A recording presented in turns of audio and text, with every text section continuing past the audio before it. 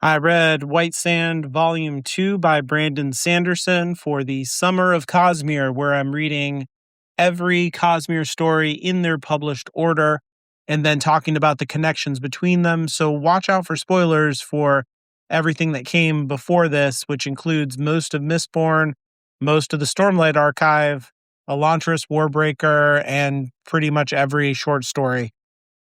So this directly follows up the story from Volume 1. It picks up where that one left off. And this part of the story is about Kenton trying to consolidate aid for the Diem. He's having to go and get the votes of everyone in the council. And so it has to be like a unanimous vote. And some of the votes are arbitrary. They're not worried about their constituents or their own personal power and gain. They're just like spiteful. So they're two of the guys just vote opposite from each other because they hate that other guy. And so that just seems like a deadlock that's going to guarantee that Kenton cannot achieve his goal of protecting the inclusion of the Diem in the council politics, that their organization will be dissolved. And so the stakes are pretty high for him on that front.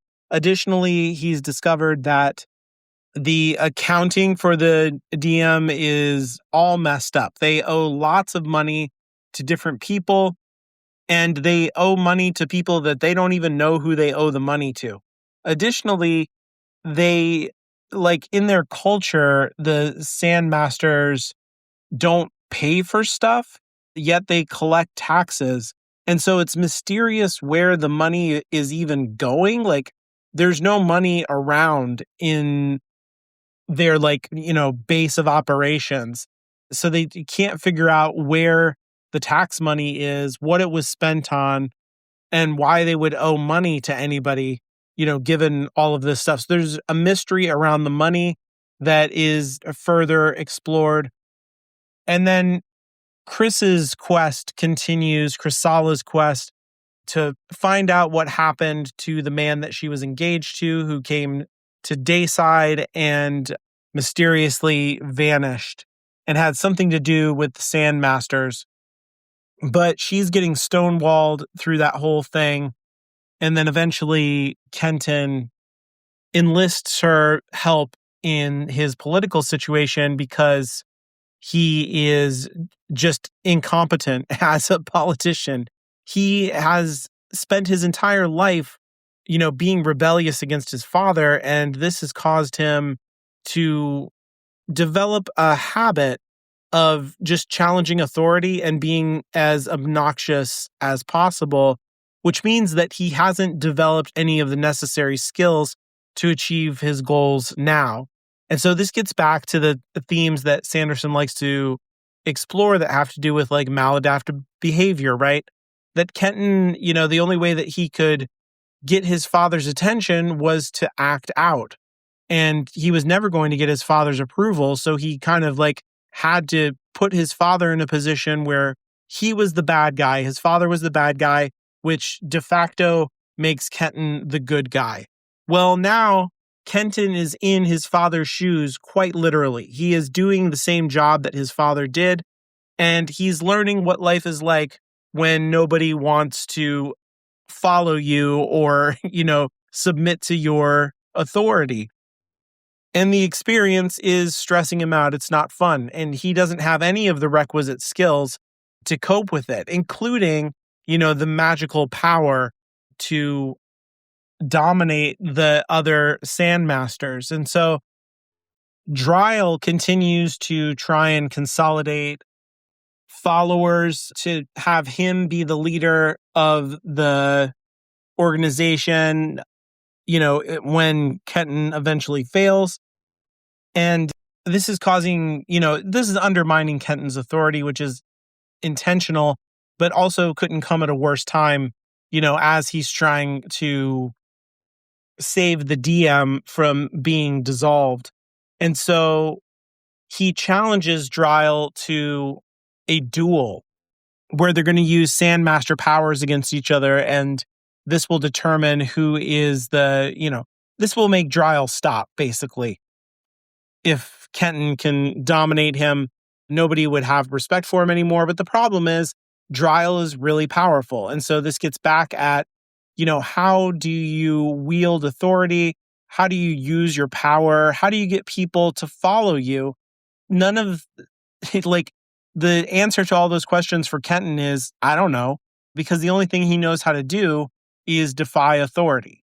And so this, really digs into an interesting aspect of autonomy, I think, because that's the, shard for this world. It's the major theme of the story, I think.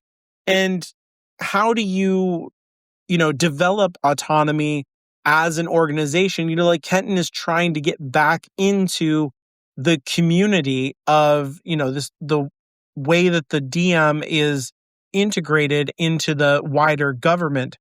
He wants to maintain that position. He wants to find out who are the people that are feeding us money and who are we feeding money to? In what ways are we networked with other organizations around us? And then he has to get people to, follow him as the leader in order to have, autonomy of the organization at large of the Sandmasters. They need to be able to stand on their own, and they can only do that if they have a good leader, but he's not accomplishing any of that. And so there's ways that, what is autonomy is one of the questions, I think, in the story. And a big part of autonomy, as we've seen it in the other stories that have to do with this shard, is very individualistic, right? Like Sixth of Dusk is out there, in the wilderness trying his best to survive against a very hostile environment that is constantly trying to destroy him, in addition to having alien invaders and the mainlanders, destroying the environment that he lives in. And so there's a way in which his autonomy is defined by all of this opposition that is trying to overwhelm him. And he is kind of indomitable in the face of it. Yeah, he's probably going to lose, but he never gives up, right? And what saves him in the end is actually being enfolded by the mainlanders. And so can Kenton put up enough resistance against all of this defiance against his authority, all of this foreclosing of his organization, to overcome all of that in the same kind of way? So even though he's trying to join community in all of these various ways, I think this is still about can Kenton, does he have the fortitude to overcome all of these antagonisms and challenges? And, what will that make of him as a leader? One of the things that he has to learn here is, as a leader, he can't just bully through every situation on a personal, man-to-man basis. Instead, he has to learn how to utilize the people who are part of his organization or who he has access to as allies. And so one of his good friends is Arik, and he gets him to bring him to his father, who, is one of the people on the council and potentially an important ally. And he's in charge of all the shipping stuff. And he's out here in the desert, in the deep desert, doing hunting. And we learned some cool world building stuff about the monsters on Taldane during that portion. And Kenton gets to show off, his sand mastery abilities and what a consummate fighter he is and how creative he is and all of that. And it works really well, I think, on the page in terms of the graphic novel. There's a superhero kind of element to it. It's really interesting to get to see, visually the ideas around what investiture looks like on this world and things like that. But I think part of the wider point here is that, for one thing, it's contrasting Arik's relationship with his father to Kenton's relationship with his father, because there's still antagonism between the two of them. But underneath that, there's a deep appreciation for it. They're kind of teasing each other in the way that they're antagonistic. in other words. There's like a healthy, good family energy underneath all of it, even though Arik's father seems to me to be a pretty like craven and selfish kind of a guy.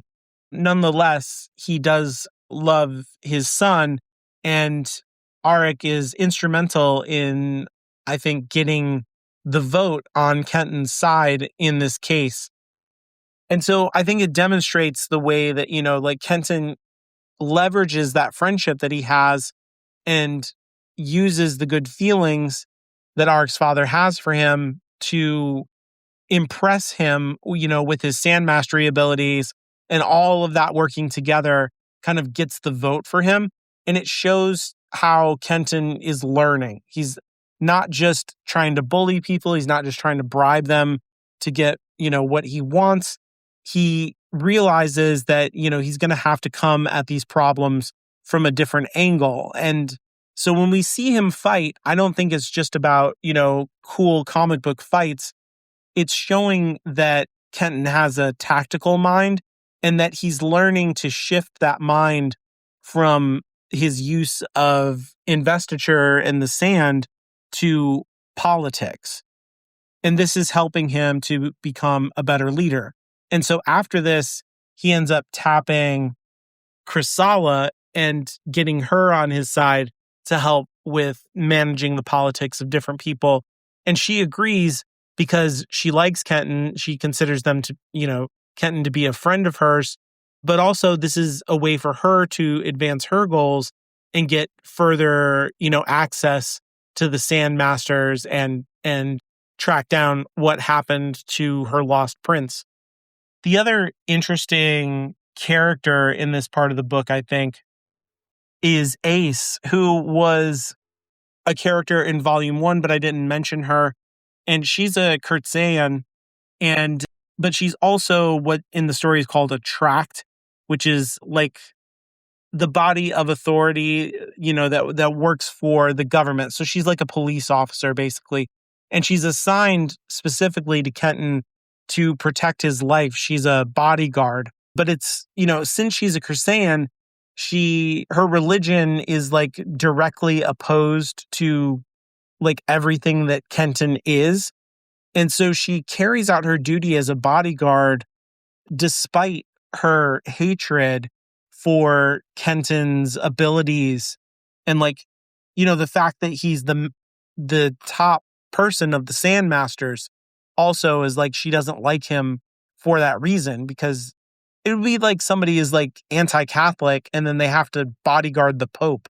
Like she's in a terrible position personally, but I think it speaks to her sense of devotion to her job, her integrity, but also, in a way, her own autonomy. She's not allowing her feelings of hatred to rule over her execution of her duties. And so I think there's like a lot to admire in Ace, and she's the character who I think in the story helps us to calibrate a sense of goodness on this world that I don't think there's like a character who has more personal integrity than Ace in the White Sand story. And while I don't agree with her that like her religion just seems kind of arbitrary when it comes to the Sandmasters, and like her devotion to her religion is admirable, I guess, but when a big part of the religion is we should just hate those people over there, it hasn't really been discussed in the story why the Kurtzaeans hate the Sandmasters, other than them being atheists. But related to that is the leader of the Kurtzaeans, the religious leader who is trying to become their new, like formal leader, like the president of their nation, if you will, is sending assassins after Kenton. And so every day there's a new assassin or a new group of assassins who come after Kenton, and he has to deal with this over and over and over. And Ace has to help protect him from these people, even though she agrees with them on a certain level. She's not one of the extremists, who, is a part of this cult, but nonetheless, shares a religion with them and a basic belief that connects them that sand mastery is wrong or that the organization itself doesn't deserve to exist and that, what they do with their investiture is blasphemous. And so I think Sanderson does a really good job with his side characters like Ace in making them very rounded. They're not flat. They're not motivated in unrealistic or unbelievable ways. And that she is caught in a real deep emotional conflict, I think, torn between, duty and her religious identity. And we get to see a little bit of her home life in this volume. And also having to defend Kenton from her fellow, religious zealots and kill them. Her other Cursans, she has to participate in killing them.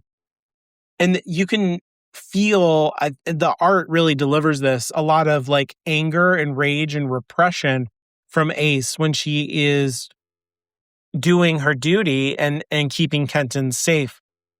And so I really appreciate all that in the story. And I think it emphasizes that theme of autonomy, the way that Ace is able to maintain her personal integrity in the face of all of this antagonism that's hitting her. And it's a mirror of what's going on with Kenton.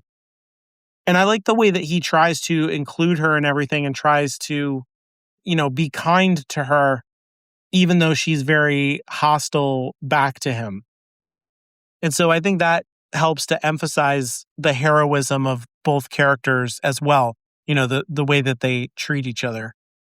And then there's like a really quick moment, just a panel or two, and you kind of miss it if you're not paying attention for it, where Kenton, at one point during the attack of one of the assassins, he manages to save some innocent civilians or unpowered people who are nearby with his sand mastery. And the guy one of the guys who he saves, or who is the leader of the group that he saves, introduces himself to Kenton afterwards as Trell. And so that's a name with a deep significance at this point, in the story of Mistborn that we're at. And I think is also kind of a signal to us, because we have met Chrysala before, quote unquote, met in the Mistborn story, right? Where she dances with wax, and that she's been writing all these Ars Arcanum stories. And in this White Sand Volume 2 story, she doesn't really believe in sand mastery exactly. She kind of thinks that it's a trick, but then, she sees so much of what Kenton is capable of. She has to, as a scientist, kind of recalibrate what she believes is possible. And all of that kind of shows us that this must be happening like deep in the past, for Chrysala personally, but also in the Cosmere at large, because she's been writing these Ars Arcanum at the end of the stories that we've been reading. And we know that a lot of time has passed, from like Mistborn Era 1 and the Stormlight Archive and on and on. And so for her to have observed any of these events must have happened after this story, because right now in the story, she doesn't believe in investiture and doesn't know anything about investiture on her own planet, let alone, like anywhere else. And so for her to eventually become the kind of expert that she is and find out all the things that, she does about all of the worlds and different planets and on like that, and to travel through Shadesmar, and then, in the Secret History story, and then eventually 300 years later dances with Wax and asks him a bunch of questions about being a twinborn. Something significant is going to have to happen, in Chrysala's future to get her to this point. And so the way that relates back to Trell, like I was saying, is that I think it all indicates that the events that we're reading in White Sand are not contemporaneous with the other events that are happening in the published order of the Cosmere, and that we should understand Chrysala's presence here, I think kind of helps us to calibrate a timeline that maybe out of all the stories that we've read so far, this one would be the earliest thing that's happening in a timeline of the Cosmere so far. And so when we meet a person named Trell on the planet that is the Shard of Autonomy's planet, and that the Shard of Autonomy is, infiltrating the world of Mistborn Era 2, that this is not like a coincidence. It's not just that, the name Trell is just really popular in the Cosmere. This, I think, shows us that this is the same Trell that Sazed was talking about in Mistborn Era 1 to his companions. It's this guy, and he just makes a brief cameo here. So in terms of like the lore and the world building, the universe building, if you will, on the Cosmere level, having this guy Trell here is kind of significant, even if it's not very significant for the particular story of Kenton and Chrysala in this volume. But I like the connection that it makes, between everything, and kind of directly ties this story to Mistborn, and then Chrysala's already been, in that story as well. And so it's just bringing all the elements of the Cosmere closer together. And so by the end of the story, Kenton has, on the one hand, he's starting to build a coalition, but he's also dug himself into a little bit of a pit with, challenging Dryle to a duel. And his allies are not deeply committed to his success in the form of, a person like Aze. And Chrysala has her own motivations and her own agenda that she's trying to accomplish. And there's the mystery of, what happened to the money and who do they owe money to, and all of this stuff is left hanging. And there's a bit of a cliffhanger at the end of the volume, which again, I feel like is in line with the kind of, comic book tradition, graphic novel tradition of, leave them wanting more so that they come back for the next volume, which is actually the next thing that I'm going to talk about when I get to volume 3 next time.